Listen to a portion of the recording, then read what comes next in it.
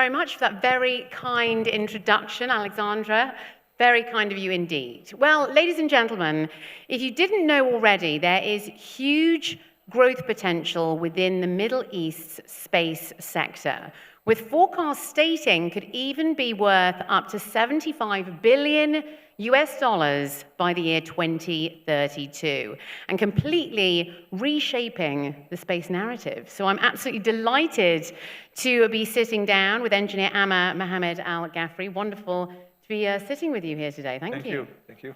Right, let's talk a little bit about the Mohammed bin Rashid Space Center. Space exploration is very much the forefront of what you do. We've got the Emirates Mars mission, the Hope probe, the lunar mission as well, and also the UAE astronaut program. And you also just mentioned the Emirates airlock. So tell us a little bit more about what you do and what your key focus is. Well, at the Mohammed bin Rashid Space Center, we started, I would say, 20 years ago. And the government saw a niche importance of science and technology. And a catalyst was space.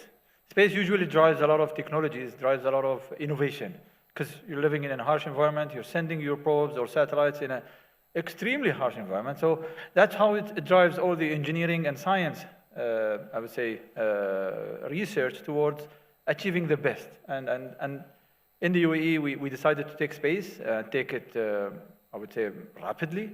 Now the UAE sits on a chair with I would say, very prominent and very famous institution. NASA, ESA, European Space Agency, JAXA, Japanese Space Agency, and many other space agencies around the world looks at the UAE as an ambitious nation with a clear direction towards space exploration. Why space exploration? Humanity has always looked up to stars. It really inspires everyone, and it just keeps the generation coming with always excitement and willingness to improve life. In space, we send probes to Mars. We always receive the same question, why Mars? It's the closest to Earth in terms of habitability. And we just want to know how can we survive on Mars. Then we learn how to survive on our aging planet Earth. So space exploration drives us to, as humanity, to be always doing our best to extend our species' life on Earth, I would say. And as you said, there's quite a nice similarity, especially when it comes to climate here, especially in the summer months as well. So it's actually quite a nice test bed. So it makes sense, of course. Definitely. Yeah. So let's move on as well into the technology side of things. I'm not sure how well versed our audience is here on space technology or finance. So tell us a little bit more about some of the technology we're seeing, maybe in layman's terms, very simple terms if you can. And what should we start getting excited about? Is there anything on the horizon that we should be aware of? Well, one thing we need to know, space is not on Earth. So the first step is to go outside Earth's gravitational force. And that's where most of the investment, most of the R&D is focused.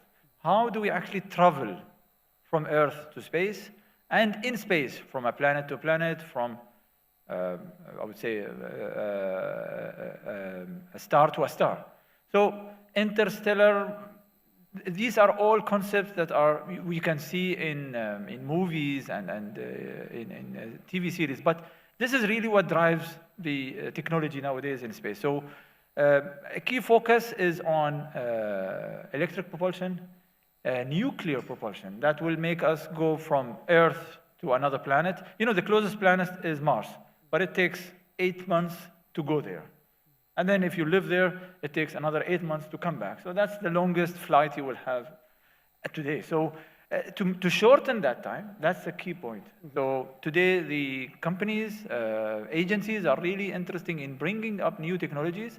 As I said, electric propulsion, which consumes the least fuel. If you see the rocket, the only usable area of the rocket is only the tip of it, which is 10%. And that's it, because the fuel consumes most of the mass and the size of it. So the research is more focused towards having technologies that can reduce the mass of fuel, but still give us similar or even better performance in terms of speed and moving from one planet to the other. Today, if you go to live on the moon or Mars, you will not have all your factories, you will not have all your ecosystem. So you have to build things with the resources that you have on this planet. So in situ research is a key component that now we are focusing on. If you reach the surface of the moon, how will you use the regolith or the materials that are on the moon to sustain life there, to build a house, to build a shelter, to generate energy? So in situ research is a key component of the future of technology also in space. As you mentioned, yes, sustainability, of course. Sustainability, environmental effects, speed, everything's got to be taken into account, of course. So we are entering into a new era of Space 2.0. Tell us a little bit about how that differs from traditional space exploration then. I would say this is the most challenging era. Honestly, traditionally, back in the 40s or 50s of the late century, the space was really focused or supported by governments and huge investments by governments. The United States, the USSR, the competition between them really created space and space exploration. They all wanted to be the best. Mm-hmm. But then they realized, competing is just going to be a waste of resources. And then they joined hand in space exploration, in developing together, in working together. And that's why, today the only place where these countries, along with other countries, really cooperate is space. Right. And that's a visible and, a success story for space. But all of this is recently have been changed. There was some disruption from pioneers, entrepreneurs who thought, we always look at space as a scary place, harsh to live in, harsh to do things in, but they started to say, okay, how about if I send my mobile phone to space? Will it work or not? And it worked to some extent. So this disruption, which is using technologies that we are using on Earth today, very powerful, but we traditionally thought will not work in space, gave a chance to companies to come and said, let's make going to space cheaper. And what used to be costing billions, now costing hundreds of millions, but that's, again, 10 times better. And it will go even less and less because technology is evolving. You are now finding a lot of opportunities to go to space, which is access to space, and then deploy your system, deploy your equipment in space, and let them survive. The cost goes down, technologies are evolving, and this creates a lot of opportunity for commercial entities. Governments saw it too expensive when they do it on their own, and that's traditional, Privatizing is always better. So that's why companies like SpaceX, Blue Origin, Boeing, they found bigger opportunities recently because US government or other governments, they found that if the companies are doing it, they're doing it better and cheaper. So let's just do it with the commercial entities. So it drove the investment, which is still coming from the government, towards private sector rather than governments doing it on their own. And space travel for the public is already a reality, right? So it's all a matter of getting prices down, getting the safety and technology aspects and everything in order, I suppose. So let's move on to investment, because the country's investment in the space sector has already surpassed 22 billion dirhams. It's crossed that mark already. And of course, as you mentioned, the UAE has set up a number of government funds, as well as opportunities when it comes to the private and public sector and things like that, to be a part of the journey, as you very well mentioned. So what does this mean for investment opportunities for everyone here in our audience that's looking at this sector in particular, especially when it comes to like satellite communication, data collection? What about those areas as well? I think, there's a huge potential for the UAE and the region towards space applications. We have the upstream, which is building these systems, and then the downstream which is applications and deploying these applications and services to the public and to the private sector in the UAE. So in both areas, there's a huge gap between the needs of the country and what is available here in the UAE. So I would say investment in building the infrastructure for upstream or the downstream, you have a lot of companies who are really willing to come up with innovative solutions for the UAE or for the region, and they would need investment.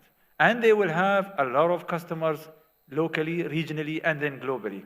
This is how it works. Eventually, the UAE and the nature of our country here, the applications, the type of government, even when it comes to security solutions for the UAE is different than security solution for any other country. So it's always tailored. So I would say investment in these kind of companies, which are providing unique solutions for the region, would be the best way forward.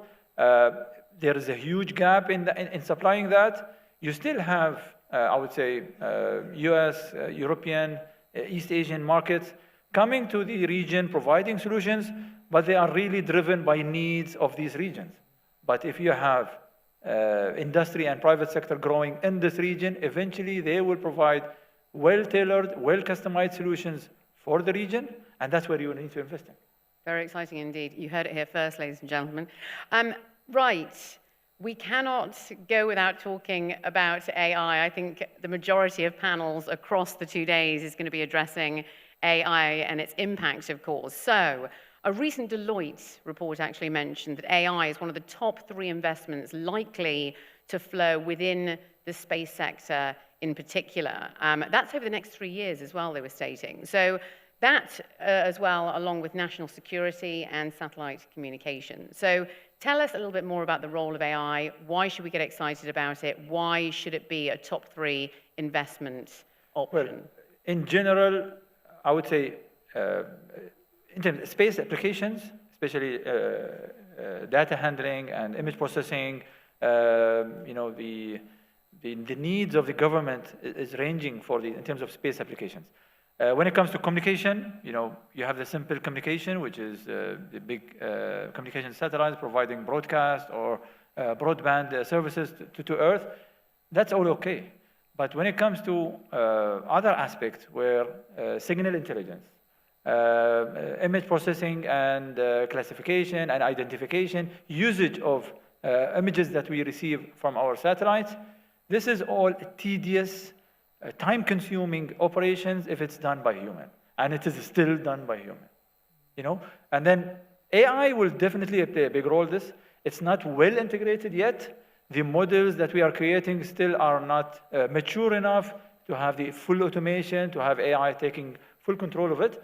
But there are so many companies investing a lot of resources and developing new solutions towards shortening the time of receiving the data, processing it, providing the information needed in the best manner. And when we say here government, we're talking about typical government needs, security reasons, military applications. All of these are really nowadays looking at AI to actually shorten this gap. Definitely AI is needed. Of course, it goes to every part of our life. But when it comes to space, the amount of data is huge. One image is many terabytes. So you need a lot of processing power, a lot of intelligence in the AI to shorten the time of getting the actual value out of this data. So, as we mentioned, we touched on this a little bit earlier, but the UAE has a very strong focus on developing the private sector to help boost the economy within the space sector as well. So, what do you feel is the priority when it comes to developing the space sector within the private sector in particular? Well, I think it will take time in the UAE, I think. I mean, if you look at the basic technologies in terms of manufacturing, the supply chain in the UAE, it is still not mature enough to handle space technologies. We are putting a lot of effort towards including the private sector in our projects. We are launching a satellite mission very soon, and that's mostly developed by companies in the UAE. The mechanical structures and the equipment all are manufactured by companies in the UAE. But this needs to grow. I think the UAE's space sector, the overspill of it doesn't have to be only space. So if you have an industry focused on science and technology, eventually it will serve space. And I think this is why the government is focusing on space. You don't need, space doesn't come alone.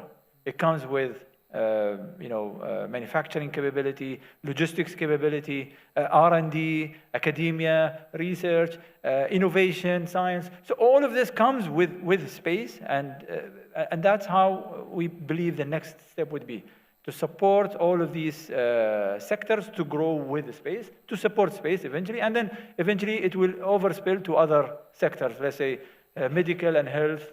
We are doing the astronauts program, and a lot of research is done on these astronauts comes from the medical centers.